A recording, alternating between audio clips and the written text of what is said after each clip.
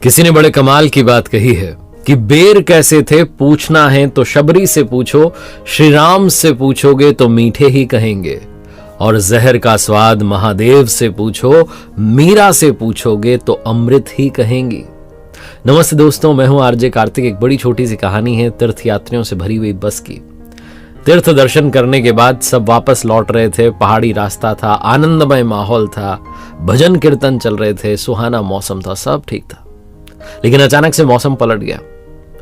तेज आंधी तूफान आया, आसमान में बादल छा गए, घनघोर बारिश होने लगी और साथ में बिजलियां कड़कने लगी, चमकने लगी। डरावना मौसम हो गया। बस से थोड़ी दूर पर एक बिजली आकर के गिरी।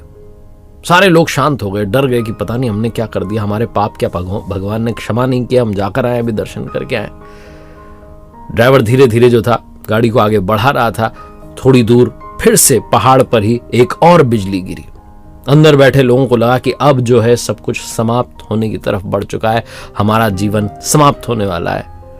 प्रभु ने हमें क्षमा नहीं किया, हम तीर्थ दर्शन करके आए तब भी हमारे पाप नहीं मिटे, अब तो मरने वाले। ड्राइवर ने बस को साइड में लगा दिया, स्टीयरिंग व्हील छोड़ करके वो आया, बस में पीछे की तरफ पलटा यात्रियों की तरफ और कहने लगा कि मैं आपसे एक बात कहना चाहता हूं, छोटा मुंह बड़ी बात, लेकिन मुझे ऐसा लगता है कि आप सब दर्शन करके आए, लेकिन आप में अभी भी एक ऐसा व्यक्ति बैठा है जिसके पाप प्रभु ने क्षमा नहीं किया और आज उसका जाना तय है।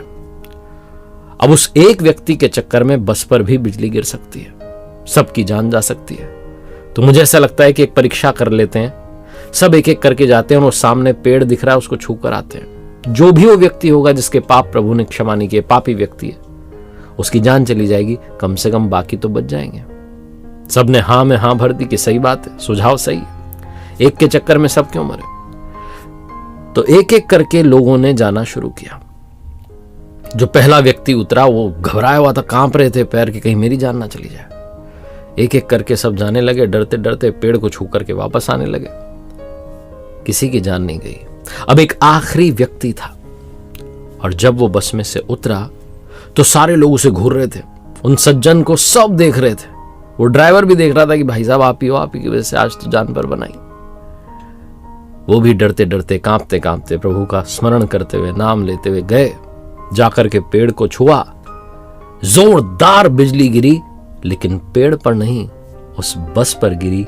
सारे लोगों की जान चली गई। सिर्फ वो इकलौता व्यक्ति ऐसा था, वो सज्जन ऐसे थे जिनकी वजह से सब सुरक्षित थे। जैसे ही वो बस से बाहर आए, सबकी जान चली गई। हम में से बहुत सारे लोग हमेशा आसपास के लोगों को जज कर रहे होते हैं, बुराइयां निकाल रहे होते हैं, कमियां निकाल रहे होते हैं, सोच रहे होते हैं कि इनकी वजह से हमारी लाइफ खराब हो रही है। ये सोचिए कि कई बार अच्छे लोग जब आपके साथ जुड़ जाते हैं, उनकी दुआएं, उनकी पॉजिटिविटी, उनकी विशेष आपके साथ प्रार्थनाएं जुड़ जाती हैं, तो आपके जीवन में भी अच्छा होने लगता है। कई ऐसे लोग होते हैं जो बिना बताए आपके लिए प्रे कर रहे होते हैं, प्रार्थनाएं कर रहे होते हैं। तो लोगों को जज करना बंद कीजिए, दूसरों की बुराइयां निकालना बंद कीजिए। इस कहानी का सार याद रखिए। एक बार फिर से वही बात जो अक्सर कहता हूं, ऊपर वाले के आशीर्वाद, अपनी मेहनत, अपनों के प्यार के साथ कर दिखाओ कुछ ऐसा कि दुनिया करना चाहे आपके